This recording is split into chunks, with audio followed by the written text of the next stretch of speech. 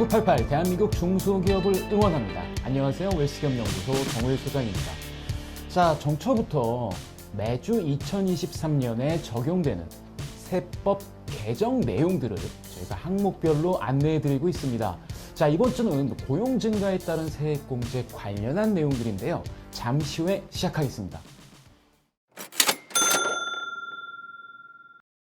네, 지난해까지 고용 증가 혹은 특수계층을 고용한 것들에 대한 이 세액공제 항목은 5가지 항목으로 분류되어 있었습니다. 일단 가장 먼저가 고용 증가 인원에 따른 세액공제, 그리고 고용 증가를 했으면 사회보험료에 대한 또 세액공제, 그다음에 경력 단절 여성, 그다음에 육아휴직 복귀자, 그리고 이런 분들의 급여의 일정 부분을 세액공제해주는 제도, 그다음에 정규직으로 전환했을 때 이렇게 또 세액공제해주는 제도 등등이 있었는데요. 올해 2023년부터는 이렇게 나눠져 있던 세액공제가, 그리고 어떤 항목들 같은 경우, 특히 경력 단절 여성이나 육아휴직 복귀자 같은 경우에는 실제 받는 급여의 일정 비율을 세액공제해 주는데, 올해부터는 이 내용들이 바뀌게 됩니다. 이 5가지 항목을 한꺼번에 통합고용세액공제로 이제 통일을 시켰는데요. 이 내용들을 한번 살펴보겠습니다. 일단 기본 구조는 고용 증가 인원에 따른 세액공제와 동일합니다. 왜? 고용 증가 인원 1명의 세액공제 인원만큼 법인세를 공제받는 이런 것과 동일한데요. 일단 올해부터 적용되는 걸 보게 되면 전년보다 일단 기본 공제 금액이 상향되었습니다. 일단 중소기업의 경우 수도권이냐 지방권이냐에 따라서 공제 금액에 차등이 있는 것 역시 동일하고요. 그 다음에 일반 상시근로자냐 또는 청년이냐, 아니면 정규직 장애인이냐, 아니면 60세 이상이냐, 아까 얘기했던 경력 단절 여성이냐 등의 특정 근로자 여부에 따라서 공제 금액이 특별히 더 들어가는 구조로 바뀌었다라고 보시면 되겠습니다. 그러니까 예를 들어 상시 근로자의 경우 고용 증가 인원 1인당 수도권의 경우 850만 원을 공제해 주고요. 지방권의 경우는 950만 원을 3년간 공제해 줍니다. 네, 청년 등 특정 근로자에 해당이 되는 경우에는 수도권은 1,450만 원, 지방권은 무려 1,550만 원의 공제가 역시 3년 동안 적용되는 거죠.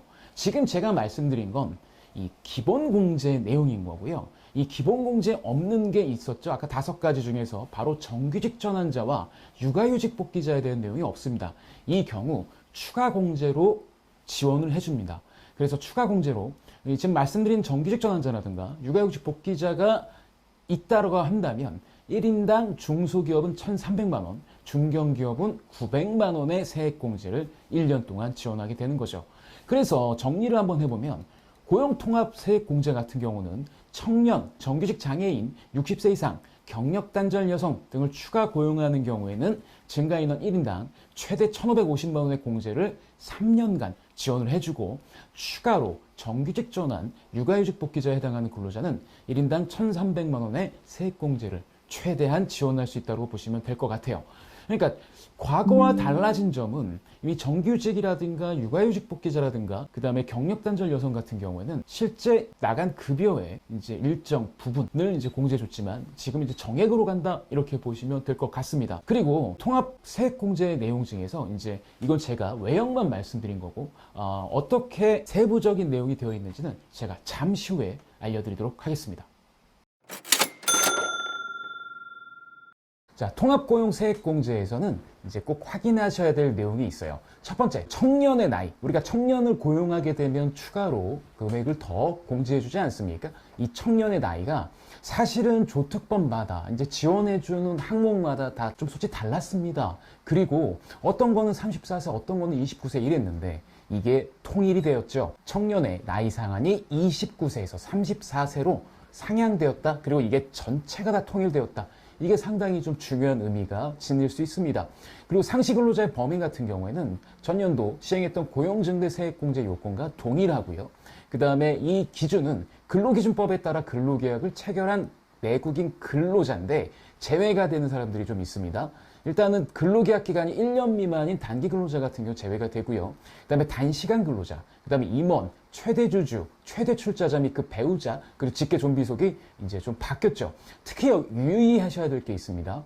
이 고용증대에 따른 세액공제라든가 우리가 세액공제를 받을 때 그 혜택이 많은 항목들이 있죠.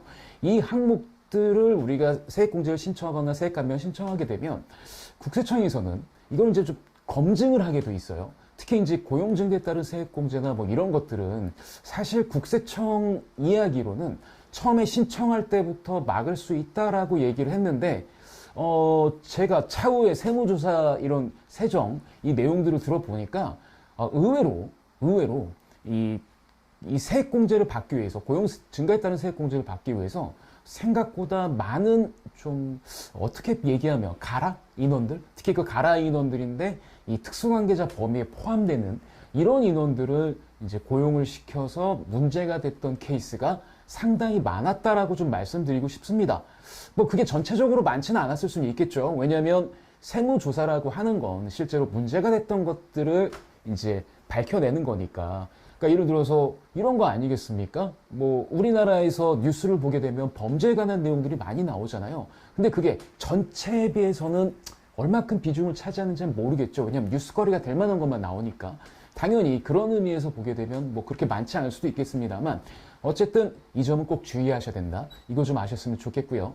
그 다음에 우대공제 대상인 이제 특정 계층 같은 경우, 특히 청년 등 상시근로자의 범위가 아까 말씀드렸지만 나이가 이제 올라갔다. 그래서 15세부터 34세가 되는 거고, 그 다음에 이제 장애인, 상의자, 5.18 민주운동 부상자, 고엽제 후유증의 환자로서 장애 등급 판정을 받은 사람, 그 다음에 근로계약 체결일 현재, 중요합니다. 근로계약 체결일 현재 연령이 60세 이상의 근로자, 그 다음에 조특법에 따른 경력단절 여성, 이건 전년과 동일합니다. 이분들이 이제 그러니까 뭐라고 얘기할까요? 어쨌든 더 우대받을 수 있는 이 범위다라고 보실 수 있겠습니다.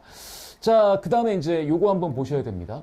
그 상시근로자 계산하는 방법 있죠. 상시근로자 계산하는 방법.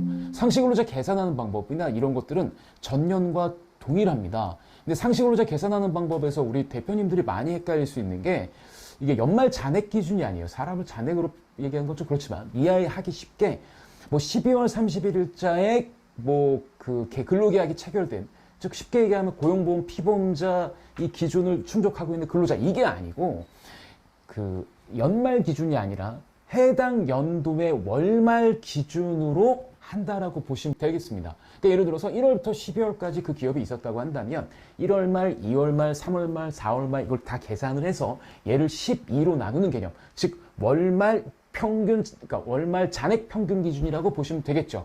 그래서 대표님 생각에는 12월 월말에는 내가 이 인원이었던 것 같은데 라고 모르고 넘어가실 수도 있다. 그래서 이 점은 꼭 전문가와 상의를 해줬으면 좋겠다라고 말씀을 드리고 싶고요. 그 다음에 요번에 이제 시행령이 나오면서 좀 바뀐 내용들이 좀 있습니다. 그 전까지 우리가 특수관계자라고 하게 된다라면, 특수관계자로 하게 된다라면, 보통 우리가 친족의 얘기를 많이 하죠. 이 특수관계자인 이 친족 관계는 사실 요번에 좀 변했어요.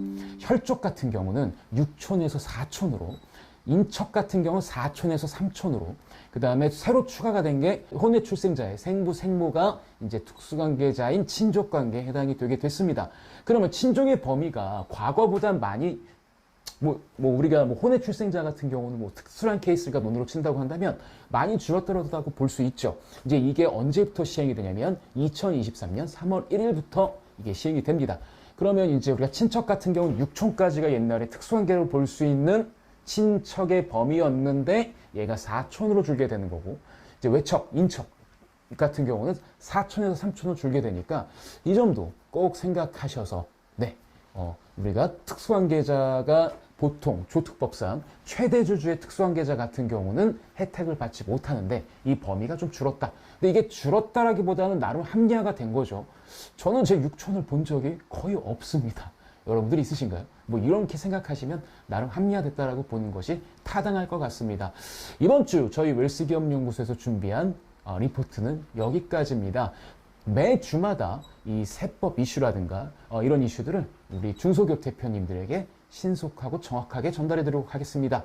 여러분들께서 눌러주시는 좋아요, 구독, 알림 버튼은 저희가 컨텐츠를 만드는 데 도움이 됩니다.